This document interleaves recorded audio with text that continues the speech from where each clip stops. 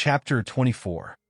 Adelmo walked back over to the entrance of the door and went in to look around as he entered the first room. He saw the low vaulted arches and primitive sculptures of the early Gothic styles. He saw people and noticed that this church was classified as an international, English-speaking Catholic parish.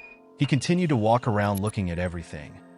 He thought to himself, I wonder how many people really knew who designed this building, where this creation came from. If they knew what this person actually was, or was he tossed away from everyone's thoughts?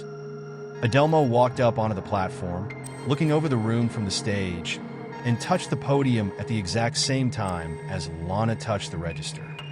They both fell into another trance. Adelmo and Lana were startled as they witnessed a peculiar sight. A diverse group of individuals, representing all walks of life, were united in their efforts to apprehend and bring forth a vampire. The scene unfolded before their eyes, as the humans valiantly struggled to control the supernatural creature. The sight was both intriguing and unsettling, as it showcased the power of unity and the determination of humanity to confront the unknown. Adelmo and Lana couldn't help but feel a mix of awe and concern as they observed this extraordinary event. They get a glimpse of the face of the vampire and realized it was Engelberg.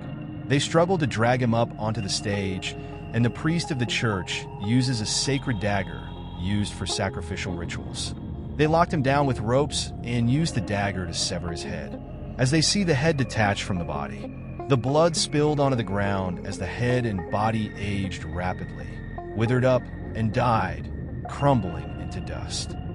Suddenly, Adelmo and Lana snapped out of their trance and bowed their heads, bowing, thinking to themselves, poor Engelberg. He was one of the few good vampires out there, and no one could ever accept him the way he was. They both take a moment for Engelberg, wishing people could be more accepting of people who are different as long as they are good. Lana raised her head in confusion, wondering why she was having these visions in this store. The places she saw aren't even where she was at.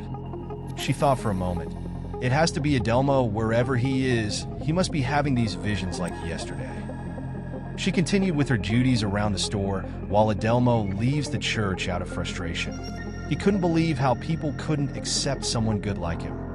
Adelmo hollered for another taxi so he could reach his next destination. Finally, after a few minutes of trying to get one, someone stopped and picked him up. He asked, "Can I get dropped off at Romerberg?" The taxi drove off to their destination as Adelmo thought to himself, this will be a good place to see. It was an old place located downtown in the central location of Frankfurt. After about 30 minutes, they finally reached their location. Adelmo paid the driver and started to look around. He saw an informational plaque. As he read it, he realized that it stated that most of these buildings were destroyed after World War II. They did the best they could to restore what was destroyed in the war. He was impressed. Then again, he wasn't around before the war destroyed them, so he didn't know how good the job actually turned out. He saw in the distance of the historic square a statue, standing tall. Adelmo walked over to it to get a better look at it. He admired the sculpture, seeing the beautiful flowers of all kinds surrounding the statue at the base of the pond, with a steel fence preventing anyone from getting too close, guarding everything to do with Lady Justice, holding her sword in the right hand and a measuring balancer in the right. Adelmo touched the fence while Lana was bending over putting stuff away on the bottom shelf near the back of the store. They both fell into a trance, witnessing the first trade fair in the 13th century in the prime of business. They saw a lady floating down from the sky, hovering over the statue of Lady Justice. Adelmo and Lana both thought to themselves, there are so many people gathered here. They both tried to make some kind of connection to when this lady showed up. They continued watching the lady. While she raised her hand, she spoke, "Let your true colors come forth." As the dense cloud enveloped the atmosphere, a sense of unease settled upon the people, causing them to succumb to its mysterious effects one by one. The cloud's presence seemed to drain their energy, leaving them weak and helpless, falling to the ground like fragile flies. However, as the cloud dissipated, a peculiar sight unfolded before their eyes. The lady, who had been standing amidst the chaos, vanished into thin air. they noticed that there were a third of the people that dropped dead. People started waking up. Adelmo knew what was next, experiencing it firsthand. Out of nowhere, their skin begins to crack and ooze, causing a wave of panic to sweep through the crowd. In a matter of seconds, these individuals collapse to the ground, clutching their heads in agony.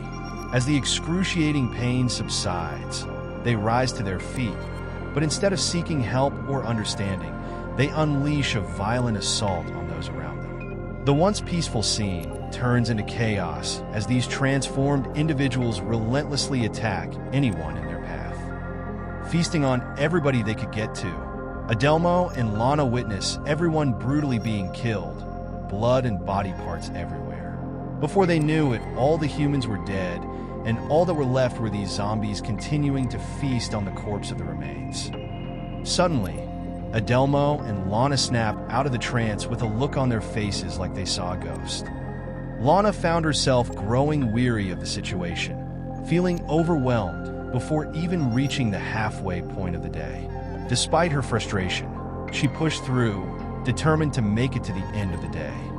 While Adelmo pondered, are there any official records that confirm such a dreadful event? It seems logical to him that there should exist some documentation regarding something as horrifying as this.